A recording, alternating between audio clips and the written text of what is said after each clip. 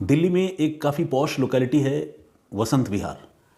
दिल्ली के लोग तो खैर वसंत विहार से वाकिफ़ हैं, दिल्ली के बाहर के लोगों ने भी वसंत विहार का नाम शायद सुना हो, क्योंकि यहाँ काफ़ी अमीर लोगों की रिहाइश है, बड़ी बड़ी कोठियाँ हैं और सब कुछ बड़ा हाई प्रोफाइल है। इसी हाई प्रोफाइल इलाके से, हाई प्रोफाइल सोसाइटी से मंगलवार की शाम को एक काफ़ी विचलित करने वाली खबर सामने आती है। होता कुछ यूँ है कि एक परिवार की बहू जिसकी उम्र 40 साल के आसपास है, वो संदिग्ध परिस्थितियों में अपने घर में, अपने बेडरूम में मृत पाई जाती है, मरी हुई मिलती है। जब उस महिला के पति की नज़र उस पर पड़ती है तो फिर वो फौरन रिएक्ट करता है, एक्शन में आता है और अपनी पत्नी को लेकर अस्पताल पहुंचता है। लेकिन अस्पताल में उस महिला को ब्रॉट डेड बता दिया जाता है। अब सवाल यह है कि ये मौत कैसे हुई, मौत के पीछे की वजह क्या है, ये सारी बातें हम आपको बताएंगे। लेकिन उससे पहले आप जान लीजिए कि ये कौन सा परिवार है और जिस लड़की की या जिस महिला की मौत हुई है वो किस परिवार की बहू है। तो जानकारी ये है कि ये महिला पान मसाला बनाने वाली एक बड़ी कंपनी कमला पसंद, उस परिवार की बहू है। कमला पसंद और राजश्री नाम का ब्रांड और उस पान मसाला के बारे में आप लोगों ने ज़रूर सुना होगा। दीप्ति चौरसिया उनका नाम है, जिनकी रहस्यमयी परिस्थितियों में मौत हुई। और दीप्ति की शादी कुछ समय पहले कमल किशोर चौरसिया के बेटे अर्पित के साथ हुई थी। कुछ समय तो क्या, उस शादी को भी कई साल गुजर गए और उन्हें 14 साल का तो एक बेटा है और एक छोटी बच्ची भी है 5 साल की। लेकिन इतना सब कुछ अच्छा होने के बावजूद, मतलब रुपए पैसे की कोई कमी नहीं है, ऊपर वाले ने एक बेटा दिया है, एक बेटी दी है, पति है, पत्नी है, सब कुछ जिसे लगता है ना कि पिक्चर परफेक्ट है। लेकिन इतना सब कुछ होने के बावजूद दीप्ति अपने कमरे में मृत पाई जाती है। ऐसा समझा जाता है कि दीप्ति ने खुद ही अपने आप को ख़त्म कर लिया, अपनी ज़िंदगी पर उसने पूर्ण विराम लगा दिया। जब इसके बारे में पुलिस को जानकारी मिली तो पुलिस मौके पर पहुंची और उसने पूरे मामले की छानबीन शुरू की। और इसी के साथ सामने आई एक डायरी, वो डायरी जो दीप्ति चौरसिया की थी। और इस डायरी में दीप्ति चौरसिया ने अपने दिल की बातें लिखी हुई थी। दीप्ति चौरसिया की इस डायरी को पुलिस ने फिलहाल अपने कब्जे में ले लिया है और वो उसकी पड़ताल कर रही है, ये समझने की कोशिश कर रही है कि आखिर दीप्ति ने ये कदम क्यों उठाया। लेकिन डायरी में लिखे कुछ लाइनों पर अगर हम गौर करें तो आपको इस बात का संकेत, इस बात का इशारा मिल जाएगा कि दीप्ति ने ऐसा क्यों किया। दीप्ति ने डायरी में लिखा है कि अगर किसी रिश्ते में प्यार और भरोसा नहीं तो फिर उस रिश्ते में रहने की और जीने की वजह क्या है। अब और सहन नहीं होता, बेटे को माँ का आशीर्वाद। आप इन लाइनों से समझ सकते हैं कि दीप्ति की ज़िंदगी में क्या चल रहा था।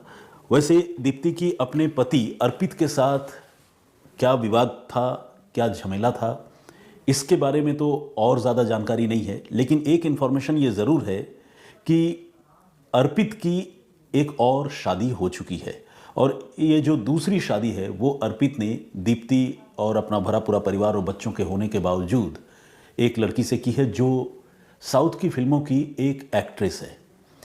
अब जाहिर है अगर पति दूसरी शादी कर ले तो पत्नी की हालत क्या होती होगी या उसकी मानसिक स्थिति कैसी होगी, ये समझना बहुत मुश्किल नहीं है।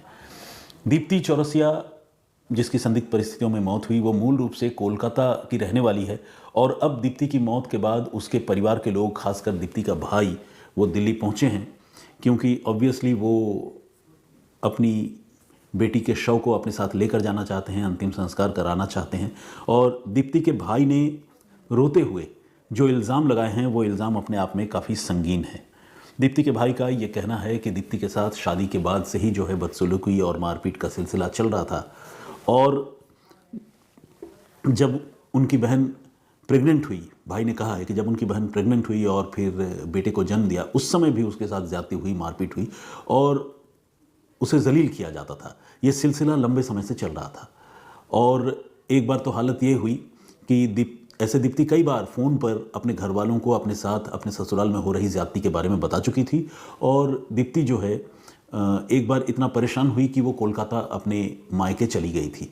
तब दीप्ति की जो सास है उन पर भी दीप्ति के साथ मारपीट करने का इल्ज़ाम है। दीप्ति की सास जो है वो दीप्ति को लेने कोलकाता गई थी और कोलकाता से वापस लेकर आई थी। जाहिर है जब लेने गई थी और वापस घर लेकर आई तो उस समय ये बातचीत, ये समझौता भी हुआ होगा कि अब बहू के साथ कोई ज़्यादती नहीं होगी, मारपीट या बदसलूकी जैसी चीज़ नहीं होगी। लेकिन दीप्ति के घर वालों का दीप्ति की मौत के बाद अब यह कहना है कि वो दीप्ति को लेकर तो गए, लेकिन इसके बाद भी रिलेशन जो है दीप्ति के साथ उनका कभी अच्छा नहीं रहा और लगातार उसके साथ ज़्यादती और मारपीट ये सब कुछ होता रहता था। कहानी में ये बात बड़ी हैरान करती है। कई बार लगता है ना, जो मध्यम वर्गीय परिवार के लोग हैं या जो गरीब तबके के लोग हैं, उनकी ज़िंदगी में पैसा एक बहुत बड़ा फैक्टर होता है और घर के बहुत सारे मसले जो रोज़मर्रा की ज़रूरत की चीज़ें हैं या मान लीजिए ज़रूरत की चीज़ों से थोड़ा ऊपर उठकर अगर छोटे छोटे शौक़ हैं, इंसान उन चीज़ों को कई बार पूरा नहीं कर पाता और अपने लाइफ पार्टनर के ऊपर उसका गुस्सा निकालता है, झुंझलाता है। ऐसा जो है महिलाएं अपने पति के खिलाफ भी करती हैं और पति जो है वो अपनी पत्नियों के खिलाफ भी करते हैं। तो पैसा हिंसा की एक बड़ी वजह, घरेलू हिंसा की एक बड़ी वजह बनता है। लेकिन ये जो केस स्टडी है ये इसलिए भी अहम है और शॉकिंग है क्योंकि इनके पास तो पैसों की कोई कमी नहीं है। करोड़ों अरबों का टर्नओवर है, इतना पैसा, इतनी दौलत, इतना बड़ा ब्रांड, और ये सब कुछ होने के बावजूद परिवार में जो है वो एकता नहीं, जिसकी वजह से ये घटना हुई है। तो ये अपने आप में एक अहम बात है। इस बीच अगर मैं दैनिक भास्कर की रिपोर्ट की बात करूं तो दैनिक भास्कर ने इस परिवार के जो फैमिली एडवोकेट हैं राजेंद्र सिंह, उनके हवाले से ये जानकारी दी है कि राजेंद्र सिंह ने दीप्ति की मौत को लेकर जो खबरें मीडिया में या सोशल मीडिया में आ रही हैं उन सारी खबरों को खारिज कर दिया है, बिल्कुल सिरे से इनकार कर दिया है। और उन्होंने ये कहा है कि दीप्ति ने अपने नोट में किसी का भी नाम नहीं लिखा है और किसी को भी दीप्ति ने दोषी नहीं ठहरा है। ऐसे में दीप्ति ने अपनी मौत क्यों चुनी, क्यों उन्होंने इस दुनिया को अलविदा कह दिया, इसके बारे में फ़िलहाल कहा नहीं जा सकता है। तो खैर इस मामले की पुलिस फ़िलहाल जांच कर रही है, दिल्ली की पुलिस जांच कर रही है। अब जब बात दीप्ति की हो रही है तो दीप्ति के साथ साथ बात कमला पसंद की भी हो रही है और राजश्री जैसे ब्रांड की भी हो रही है। तो ये कमला पसंद जो इतना बड़ा आज की तारीख में एक पान मसाले का ब्रांड है, वो उसकी शुरुआत कैसे हुई और आज की तारीख में उसका कारोबार कितना बड़ा है, ये जानना भी काफ़ी अहम है। कमला पसंद नाम की जो कंपनी है उसका रजिस्ट्रेशन कई साल पहले 1973 में हुआ था, लेकिन इसका कामकाज और कारोबार जो है वो 80 के दशक में शुरू हुआ और धीरे धीरे ये अपना बिजनेस बढ़ाता रहा। ऐसा बताते हैं कि कानपुर में एक फील खाना नाम की जगह है, वहाँ पर एक छोटी सी गुमटी में चौरसिया परिवार ने इस कारोबार की शुरुआत की थी। धीरे धीरे उनका कारोबार बढ़ता रहा, फिर बाद में वो टोबैको में आए, गुटखा में आए और सेंटेड इलायची वगैरह बेचने लगे। और इसके अलावा जो बहुत सारी FMCG प्रोडक्ट्स होते हैं, रोज़मर्रा और घरेलू इस्तेमाल की चीज़ें, उनमें भी कमला पसंद ग्रुप ने अपना कारोबार शुरू किया। फिर रियल इस्टेट में भी इन्होंने पैर पसारे और एक तरह से देखा जाए तो इनका कारोबार जो है वो लगातार बढ़ता रहा और कहते हैं कि दिन दूनी रात चौगुनी रफ्तार से इन्होंने तरक्की की। एक अनुमान के मुताबिक दैनिक भास्कर ये लिखता है कि हमारे देश में तकरीबन 46,882 करोड़ रुपए का पान मसाले का कारोबार होता है, बिजनेस है, और कमला पसंद का इस इतने बड़े कारोबार में 3,000 करोड़ रुपए से भी ज़्यादा का हिस्सा है। तो आप समझ सकते हैं कि कमला पसंद कितनी बड़ी प्लेयर है और कितना बड़ा ब्रांड है।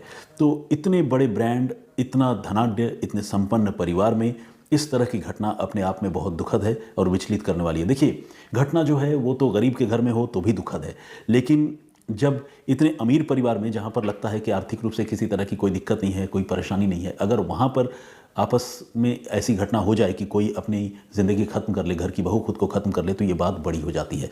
क्योंकि ऐसे लोग जिनके पास इतना पैसा है उनका एक सेलिब्रिटी स्टेटस भी होता है, तो जब उनके साथ कुछ होता है तो आम लोग भी उनकी ओर देखते हैं। और ये खबरें जो है जब तक चार दीवारी के अंदर रहती हैं तब तक तो ठीक है, लेकिन जब चार दीवारी से बाहर निकलती है तो बड़ी खबर बनती है।